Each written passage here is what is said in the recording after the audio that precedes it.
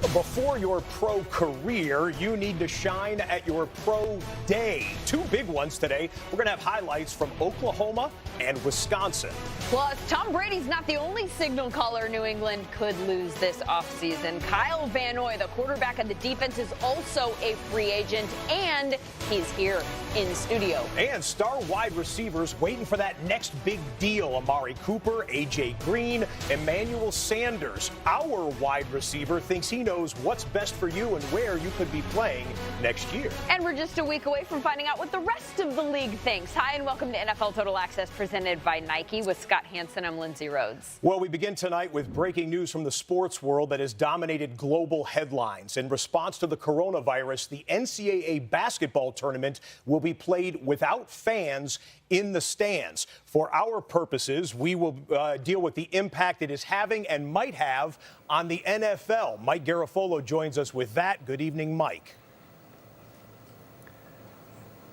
Scott, the next two events on the calendar for the NFL are the league meeting later this month in Florida and the NFL draft next month in Las Vegas. And I spoke to Brian McCarthy, spokesman for the league. He said, we continue to monitor the situation. We will make adjustments as needed, but right now everything remains on schedule. Meanwhile, teams, as they look toward the draft, are going to have to get out there and see prospects.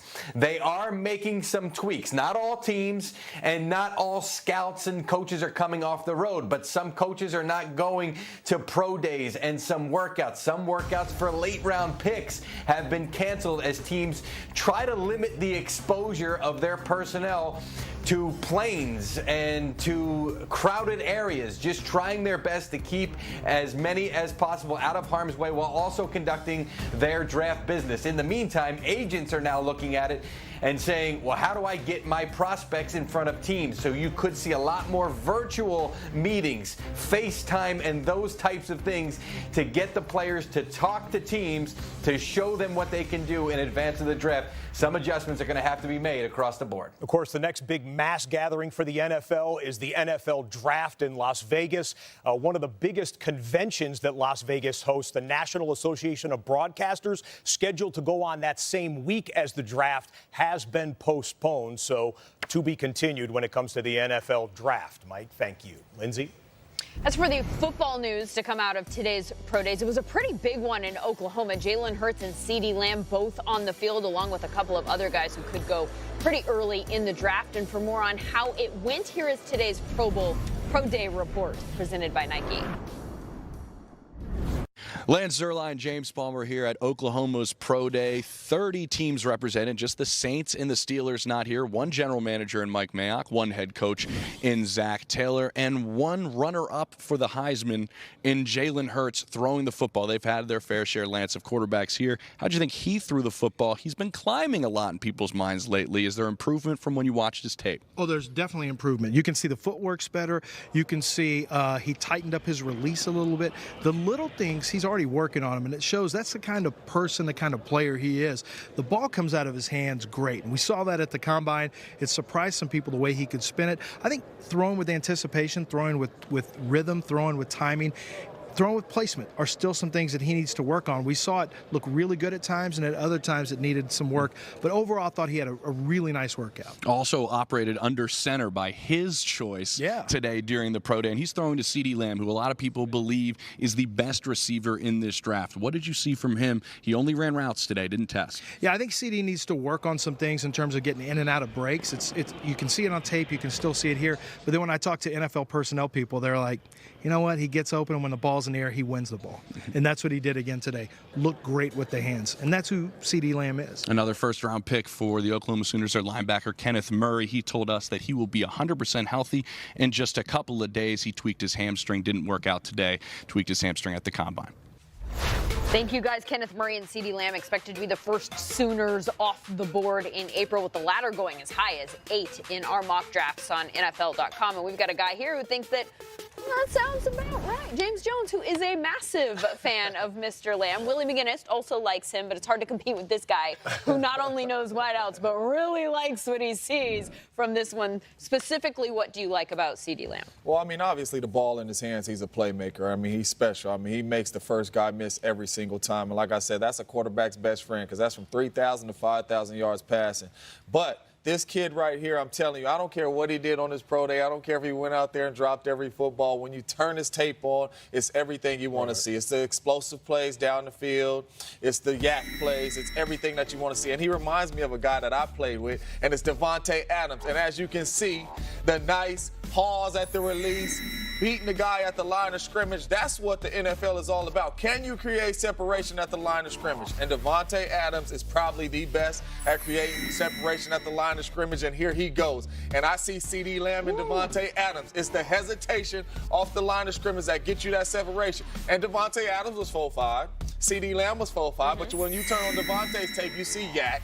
You see big explosive plays, and it's because the separation that you get off the line of scrimmage. And when the quarterback looks over there and sees that separation off the line of scrimmage, I know you're looking at Richard Sherman, Willie, saying he can't run.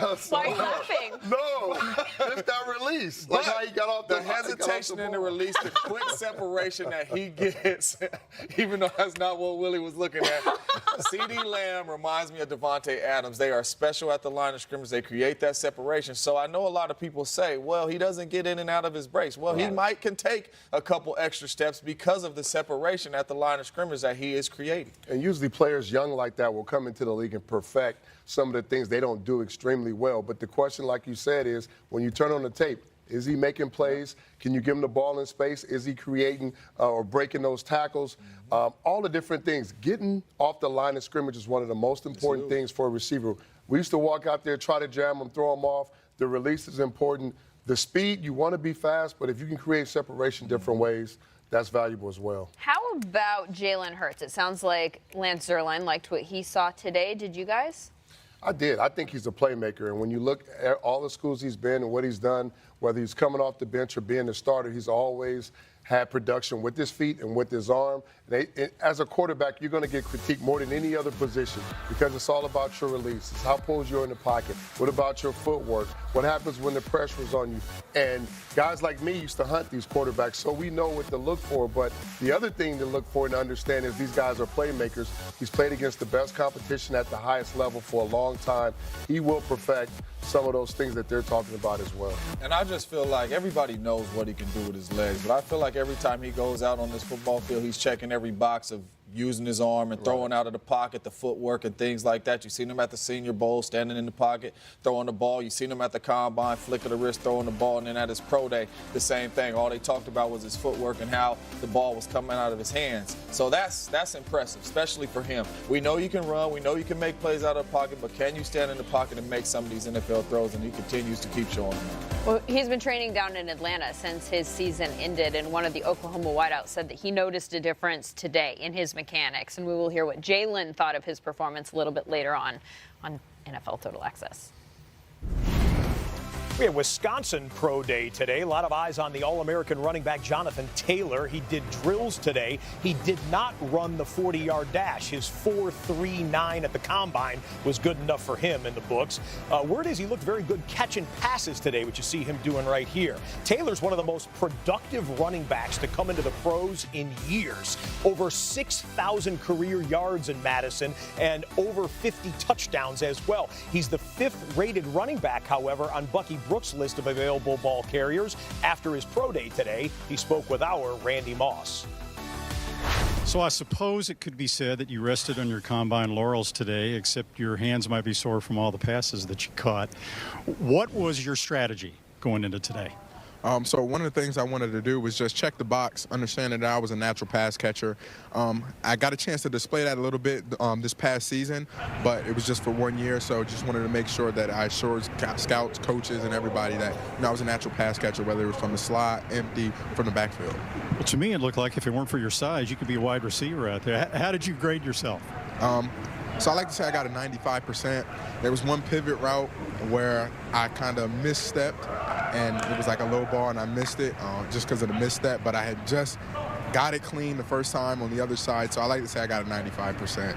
So all the training now for all the on-field drills is over with, but how do you prepare for all the pre-draft visits that you're going to have coming up between now and Las Vegas? So now really it's time to get geared towards football. You've been doing testing drills the whole time. You've been worrying about you're going to catch this ball or you're going to go through the bags like this. Now it's just football now, so it's easy. Hey, tomorrow it's a Path to the Draft Pro Day special. We're going to have a full hour dedicated to the players and performances from the Oregon, Oklahoma, and Wisconsin Pro Days and more. Path to the Draft Pro Day special tomorrow, 8 o'clock Eastern here on NFL Network. Latest headlines now. One of the best linemen of the past decade officially retired today. Baltimore guard Marshall Yanda said goodbye in a news conference at team headquarters. The Ravens announced today that Yanda, an 8-time Pro Bowler, will be inducted into the team's Ring of Honor this season. Today I'm retiring from the NFL. I want to thank Mr. Bisciotti, Ozzie Newsome, Eric DeCosta, and Dick Cass for the incredible opportunity to play for such a great franchise. I love this game, and I love playing this game. And I've been so thankful to have been blessed to play this game for 23 years. It's a long time. This game changed my life and my family's life for the better. I'm thankful for, and I will miss the battles I had against so many players and great coaches. Elsewhere, the Jimmy Graham in Green Bay experiment is coming to an end. Graham reportedly will be cut tomorrow. His average annual salary was among the highest in the NFL among tight ends. Graham will be looking for his 4th team in 7 years. Some other news from around the NFL. The Texans announced today after 9 seasons they have mutually agreed that corner Jonathan Joseph will enter free agency. Joseph is the franchise's all-time leader in interceptions with 17. The Dolphins are going to cut Rashad Jones, the safety. He's 32 years old, and he still had 2 years left on a 3-year deal. And former Browns linebacker Christian Kirksey visited the Raiders today. Still to come on NFL Total Access, the curious case of Jameis Winston. He is magic. He is maddening. He's incredible. He's infuriating. He's a baller. And a rocket shot thrown by Winston. He's a bust. 30 interceptions. And James Jones says he's about to be one more thing, a $100 million man. Plus, is this the best wide receiver in this draft class? Maybe the better question, is this the best player in this draft class? CeeDee Lamb putting the pro in Pro Day. We've got it. Jalen Hurts, too. Plus, a new jersey on Amari Cooper, a new jersey on A.J. Green, a mock draft. Brought down by Kyle Van Noy. Kyle Van Noy.